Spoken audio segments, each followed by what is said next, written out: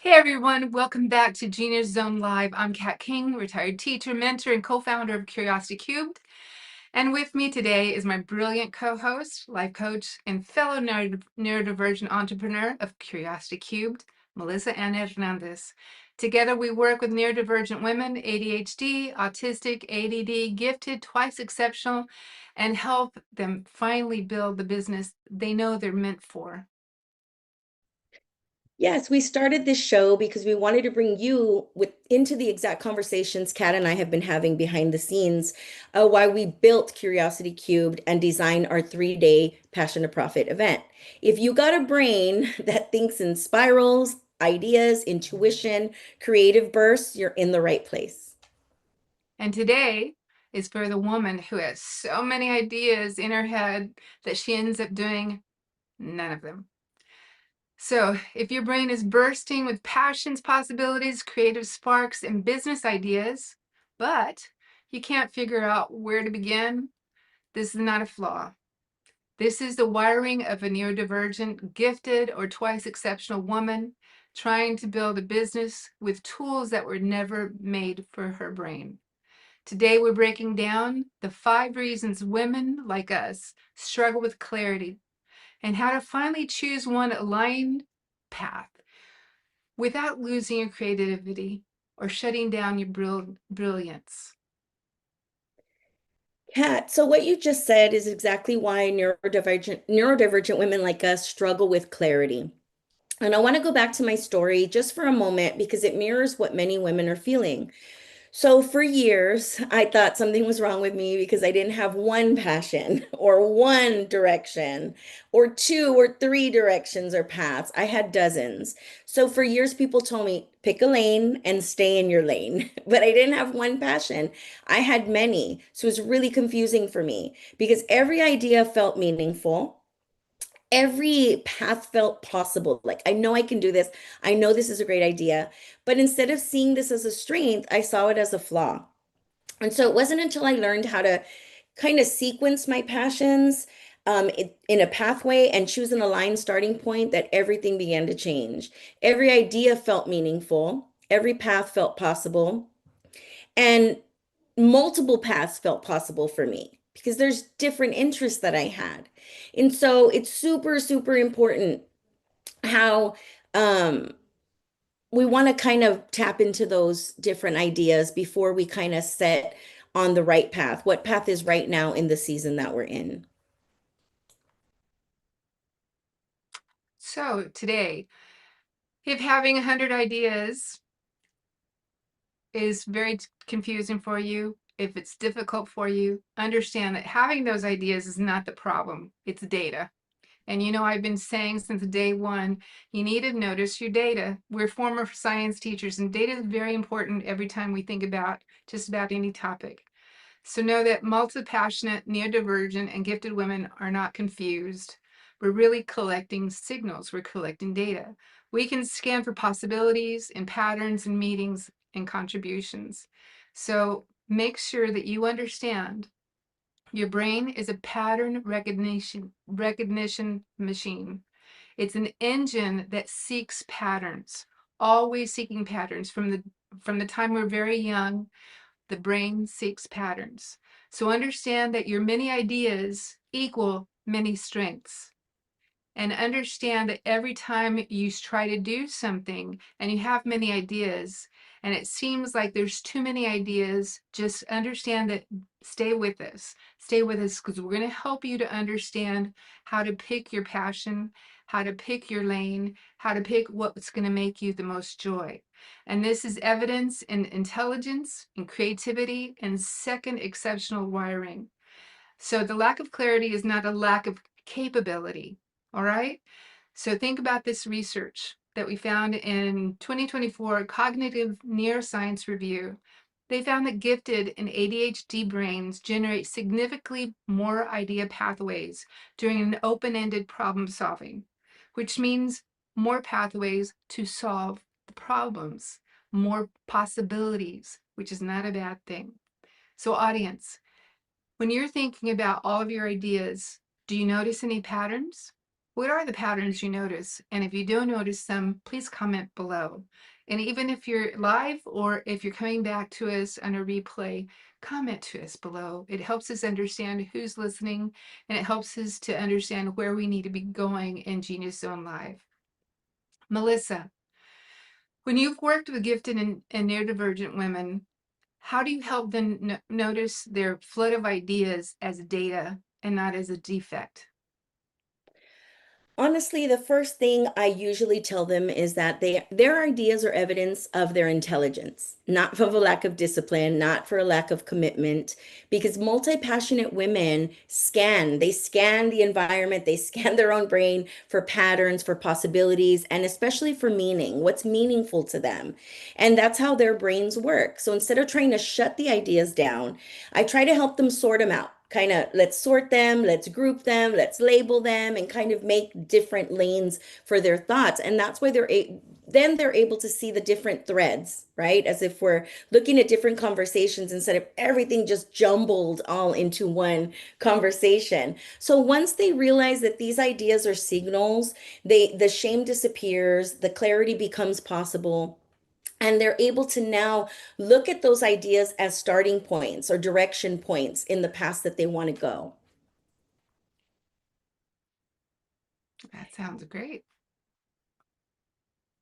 So, um, one thing I do want to talk about really quickly, just to kind of ground the women, is remember we talked about before executive functioning. And we want to just, when Kat and I talk about the brain and how kind of the brain reacts, kind of want you to remember that when we say the brain mapping, it really is something that you cannot control. So as we go through today, just think about that, how these ideas that are coming in, they're really important and we don't want you to work against your brain. We want you to work with your brain. And so I just kind of wanted to tap into that real quick just to set the foundation.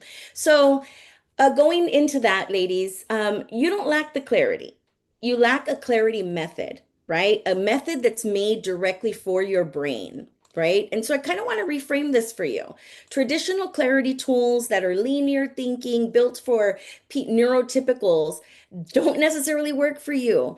They don't work for women like Kat, that is very intuitive, emotional, right-brained, right? Who process through meaning, through resonance, through imagination, very creative thinkers.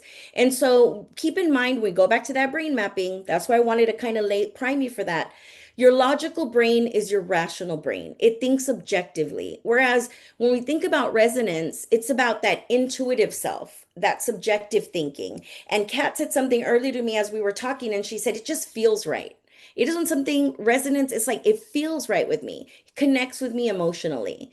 And so remember that the neurotypical clarity of thought is logic that leads to planning, that leads to action. Whereas with neurodivergent women, it's not. It is the resonance that comes from that clarity, the emotional state, the identity, and that leads into action and momentum to and fights that inability to initiate tasks. So the visual, sensory, value-based filtering works best for us. Visuals, Kat and I are big on visuals, right? We're able to now connect with what we see, actual visual representations of our thoughts or making meaning of our thoughts. So your brain needs a system to sort those ideas out and not just one niche, right? It needs a niche, um, kind of a sorting system. Let's think about that, a system to sort. So, in 2025, the Journal of Creative Behavior study confirmed that intuitive thinkers need visual and emotional sorting tools to make decisions, not linear lists. So, I want you to think about that, audience. How do you naturally make decisions? Does it come from the logic side of your brain, or does it come from that resonance, that emotional, that intuitive side? And Kat, since you're a systems mentor, you're great on systems and how they work. You're great with logistics. How do you help women organize those scattered ideas into something clear and visual? Well, first of all, going back to what you're talking about, the linear clarity tools don't work for intuitive and empathic minds. To understand that it's just different, and neurodivergent women need different kinds of items and systems that help them. You talked about the visual sorting because the brain seeks patterns. And for neurodivergent people, visual sorting helps. Colors help. Sizes of font help. Emotional filtering, understanding their values. And a lot of times when they're working and something doesn't go along with the values of people like us, there's a misalignment. So there has to be an alignment with the values. And then whenever anything happens with decisions, it needs to be with the energy that they're flowing through. Uh, and I don't know how to more to explain it other than the intuition, the feeling, the feeling of being able to discern in a situation if it feels right to your energy. And the freeze comes when there's too many choices. And that's what neurodivergent people need to understand. It's not the lack of their ability. So the real reason multi-passionate women don't start is a fear of choosing and the fear of choosing wrong.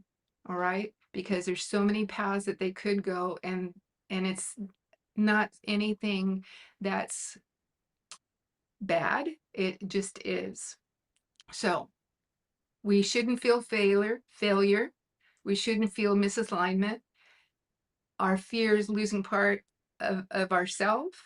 So when we stay with fear, we prevent ourselves from moving forward. And so I want to encourage everyone back to when we talked about before is taking a breath and taking that first step, because that fear keeps you in the planning mode instead of in the movement mode.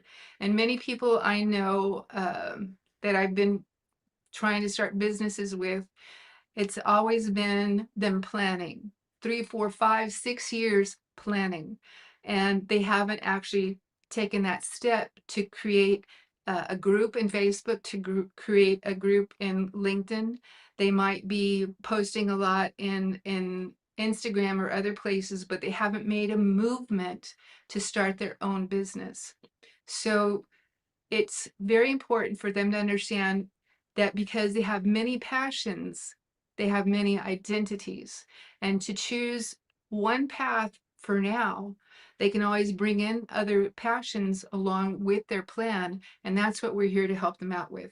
Because choosing feels like, if you have so many ideas, if you choose one thing, personally, I understand this. It feels like you've amputated a part of yourself when you only choose this one, when you have so many other interests. So the fear of choosing the wrong path may lead to paralysis. And that's also, it's not procrastination, it's an emotional safety, not indecision. And for myself, I know that some ways that I need to work on is how to have my own emotional safety. And I know that's one reason why, Melissa, that I've chosen to have a business with you, because I know both of us need the other person to keep us in a forward movement, because it's so easy for us to get busy with so many other people and other situations that we don't stay focused on what we need to be going forward with. And so that's helped me very much for us to be in a partnership together. And going back to our research that we love to make sure we're on the right path, the information we got right here comes from a 2025 Frontiers in Psychology report, and identified fear of identity loss as the #1 reason gifted women avoid committing to one direction. It's identity loss fear is a top clarity broker for gifted and ADHD women. Makes sense, doesn't it? Yeah, So, it definitely does. That resonates with me. It really does because I do make those rash decisions or indecisions because I have too many things and I fear I'm going to make the wrong decision. right. So, audience, if you knew you couldn't choose wrong, that there's no possibilities of choosing wrong, what would you choose today? And I'm going to relate it back to back in the days when we were science teachers. Consider this day a science experiment. So you make mistakes. So the experiment doesn't go perfectly well. So you start over tomorrow. That's all there is to it. You start over. And that's what life is, starting over, solving problems every single day and starting over. So, Melissa, what fears do you see underneath the surface when a woman says she doesn't know which idea to choose? So, it's almost never confusion. It's usually fear of choosing wrong. I'm going to choose the wrong idea. I'm going to choose the wrong path. And it is, like you said, it's fear of losing a part of yourself. An idea is a part of yourself for the neurodivergent thinker, right? So, also the fear of committing to something and then later realizing in retrospect it wasn't aligned with me. Why did I make that decision? And that starts the shaming loop.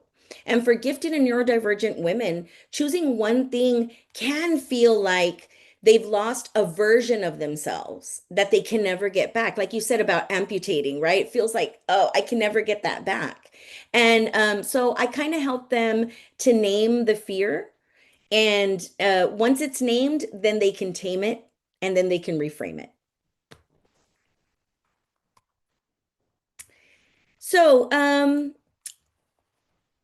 we technically neurodivergent women, especially some like Kat and I, it has to feel right.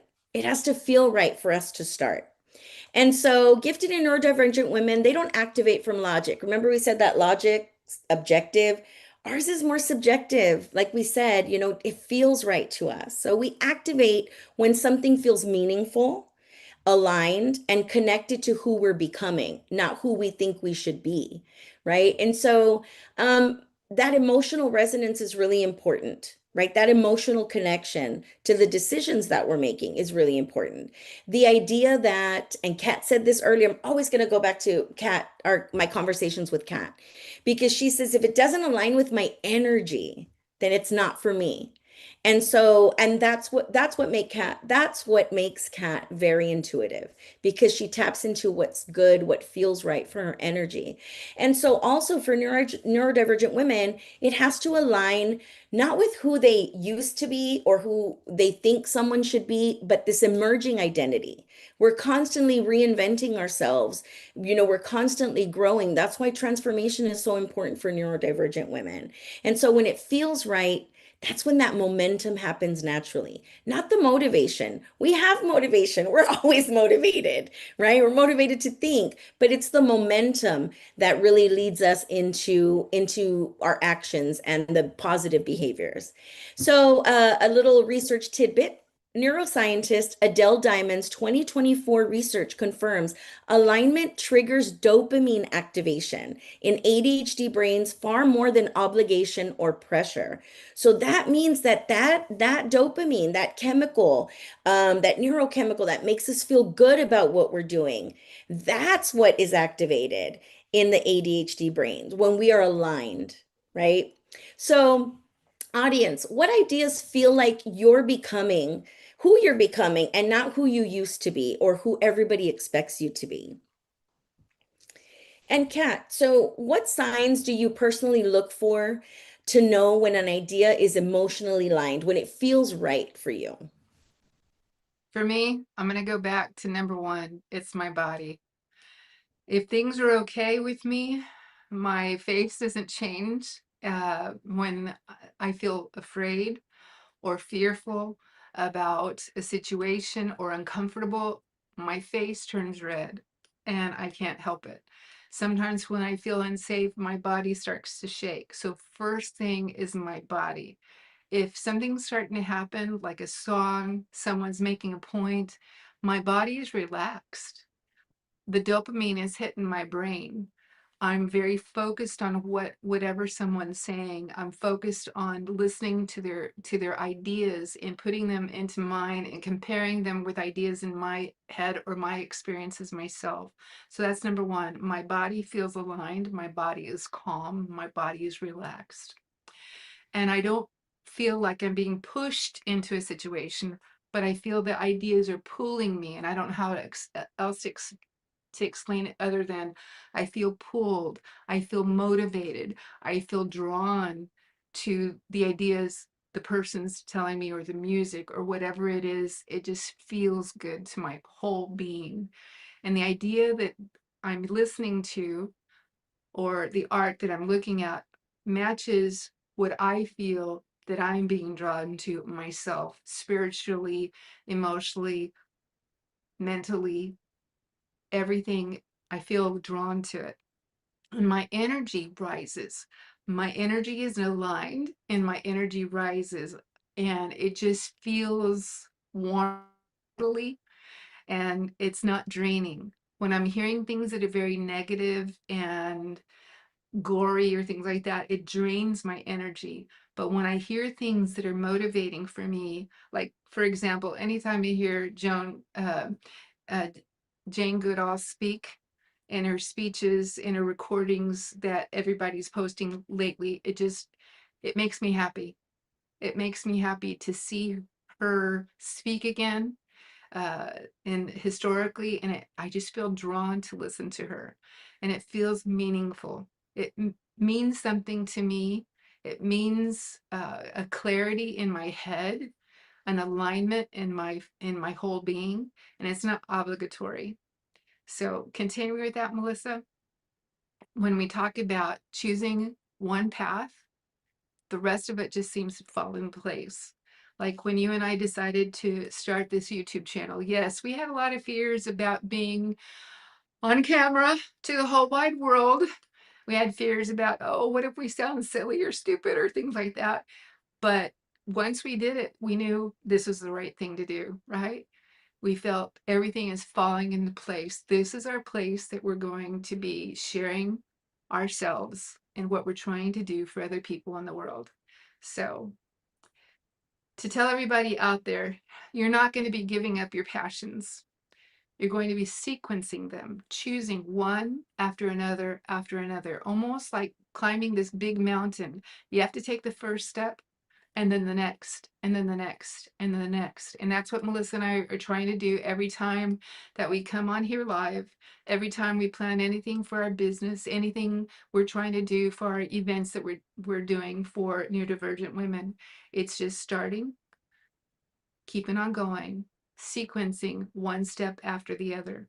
So for us, we're getting a lot of help with some coaches that we have, Barry Baumgardner and Blue Melnick. We're in LEAP and we're being told how to create events. And you have to do this. And they have so many things already in line for us. So we're following the sequences and we're trying to figure out what's going on there. And while we're doing that, we know the sequences and the time that we're taking to learn all this stuff is a sacrifice we're taking, but it's important so we can keep on moving forward. And we can blend everything from our experiences, everything from our coaching, everything that we research, what we find out with on the net or in our research with ChatGPT. We can blend all these things in and integrate what is meaningful to us. And little by little, I believe both of us are evolving. I believe both of us and anybody that's coming along with us, we will all evolve to a higher self, a better understanding of our world. Because this clarity that we're trying to seek, that we're always trying to find, creates the momentum to help us. Like when we're walking, once you take the first step, the second and third step are much easier. And this momentum creates opportunity. And I think every time we find an opportunity, Melissa, we're going after it because we know that this is our time. This is our time to go forward. And that's where we're inviting everyone listening to us to join us and join us as we're going forward up the big mountain of the unknown, but to reach the path that's going to bring you clarity and peace and understanding. So we like we like research around here, so I'm going to go on with this 2023 entrepreneurship theory and practice. They had a study that found that multi-passionate founders succeed more when they focus on one anchor idea first before expanding. So that believe that's what we're doing. We're anchoring ourselves with this YouTube channel. We're creating events around it. We're creating a business around it, but this is our main focus of where we're going to be overall. Melissa, how do you reassure clients that choosing one path doesn't eliminate their other dreams? Well, you really put it into perspective. It's the sequencing. Sequencing is so important, right? Because we don't want people to feel like, oh, you're sacrificing an idea, like you were saying. I'm amputating a part of me. It really is just ranking, prioritizing, right? And so one anchor idea, that anchor idea that research is talking about is what starts to give you a better sense of direction. And so as you start getting into that direction, your other passions, which we already said neurodivergent women have, they're multi-potentiality abilities, they're multi-passionate. Those passions start to kind of fold in. It's almost like, folding in sugar and folding in egg and folding in this when you're baking. It kind of starts to come together. They're more like ingredients to this perfect recipe. And Kat said it, that momentum, the clarity that comes from anchoring your ideas and then sequencing step by step brings clarity. And that clarity is what builds that momentum. And that momentum builds opportunity. So it's actually opposite of what we tend to think, that fear that Kat was talking about, the fear of going in the wrong direction or missed opportunities. It's actually the opposite. You start opening yourself up to different pathways and different opportunities. And oftentimes, neurodivergent women feel like there's a spider web of ideas and they're all kind of merged in between. And in this way, we don't want it to seem like we're losing all of those great ideas. Eventually, with that clarity, you start seeing that they overlap. Just like with Kat and I, our business has evolved. We have evolved. Our clients that we wanted to, we've just fine-tuned that. And we're continually to seek that clarity to in order for us to help women who are neurodivergent, who are having some of the issues that we had when we first started our business. And we had thousands of ideas and they were all great, but then we started ranking and prioritizing and sequencing. And the coaches, you should always invest in coaches. Kat and I have invested in business coaches who have given us the structure, and that gave us the kind of clarity to be able to now use our strengths in that pathway that we've been using. So remember, clarity leads to momentum, and momentum leads to new opportunities. And so I kind of want to ground us just a minute and kind of tie in some of the things we're talking about that emotional self, that emotional brain, that subjective, intuitive feeling. So, what I want you to do is place your hand over your heart and think of every passion and every dream you've carried for years. And it'll give you just a minute just to sit with that.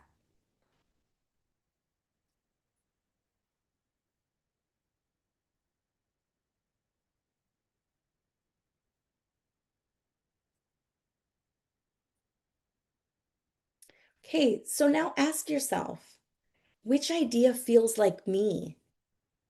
Not the me of yesterday and not the me of expectations, but the me in this season of my life, right? Not the most profitable one. We're not talking about money, not the most practical, not the easiest or what everybody thinks I should be doing, but which one feels like you, the person that you feel you are, and the person that you want to be, because that is evolution.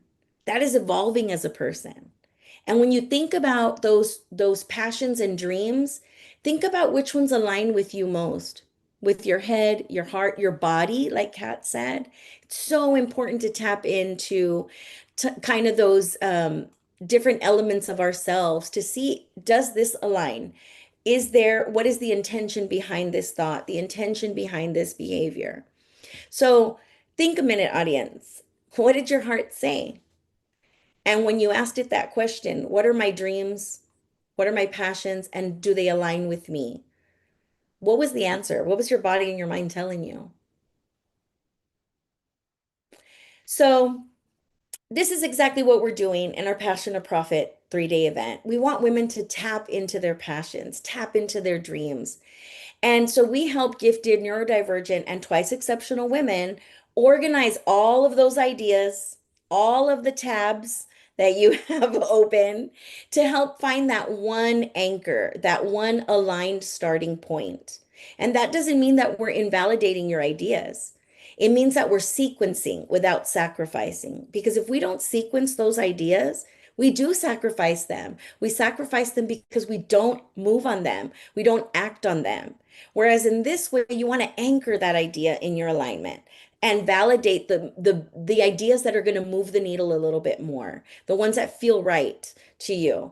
And then we want you to take those passions and that anchor idea and turn it into a business roadmap that fits your brain, not fits that neurotypical rigid system that we've been going through most of our lives. So if choosing feels impossible, this event is your answer. So, question, and I want you to dig deep here. Do you wish someone could help you to sort all of those ideas into one path? I know I did. And Kat was that soundboard for me. And then we realized in our discussion that we had the same passions and the same dreams. Our anchor ideas were the same, but yet we have dreams that are going in different directions, but it does not sacrifice anything. It's going to open ourselves up to more opportunity. And that's really what we want for the women that we help, to help them gain that clarity and build on their passions. Right. So we're going to ask you, if you had the support and clarity and a starting point, what would you build? And you don't need a perfect plan. You just need the right starting point. And you need to start it now. So let's find it together. So here's your next step. Click the link below where we're inviting you to our 3-day Passion and Profit event. Join us. And remember, you're not behind. You're becoming. And your genius isn't a glitch. It's your greatest gift. We hope to see you next week. Bring your tea, your cuppa, your notebook, and your magic, because this is where clarity meets compassion, and passion does meet profit. Thank you for being here with us, Melissa. Another great conversation. I love having conversations with you. And until next week, happy Thanksgiving, everyone. We'll probably only have one show next week or two, Melissa. I think we're going to just push for one, and that way we have times with our family, which is our non-negotiables, and we allow our viewers to also spend some time, hopefully reflecting on some of the questions that we posed today. Right. And so we'll probably not post Tuesday or Thursday. It probably will be Friday. So until next Friday, thank you for being here. Click on the bell, click subscribe, uh, do a like for us, and make sure you let other people know that we're here and to come and listen to us. Share this video with them. Thank you for being here. Goodbye, everyone. Goodbye. Hope to see you all soon.